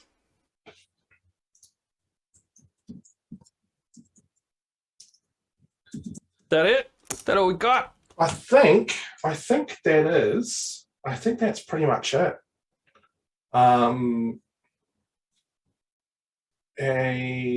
Sarah in the control booth. Can we, boss? That's a terrible. Don't ever. No, gosh. It has been suggested because we forgot to do it last time to actually go a rating, and okay. I don't know either. Promethean, go. Oh, you type some characters. Hang on, I'll send them to you. Perhaps. Yes, noted. Come here. Yeah, no, apparently we're having like a one-way conversation with Sarah at the moment. So we're just learning how to do that. I think this will work without. Yeah, cool. Okay, that totally works. It totally works. Sure. Yeah, that'll work. You can click on that, which will line up the command, and then you just throw in the channel name that you want to raid to.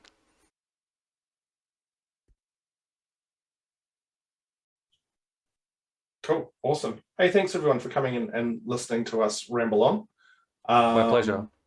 Oh, It was that was like us. That was thank you, Prometheus, for coming and rambling on as well. That's good. I got heaps of stuff. I've got lots of things to think about for Delgrim, and the various things I get to set up for him in the future. It's going to be fun. I think that thanks Meeples and Dragons for doing all of this. Go and buy everything that they own and now, which would be awesome and great. And we're doing this again on Friday with more world building. And we've got another special guest. you have a special guest? We have a special guest live from Fate's Grip. Emily Grace is going to come on and hang out while I continue to fill out some of this world and work out what's going on in some of these like deserted little corners and stuff like that. It'll be great.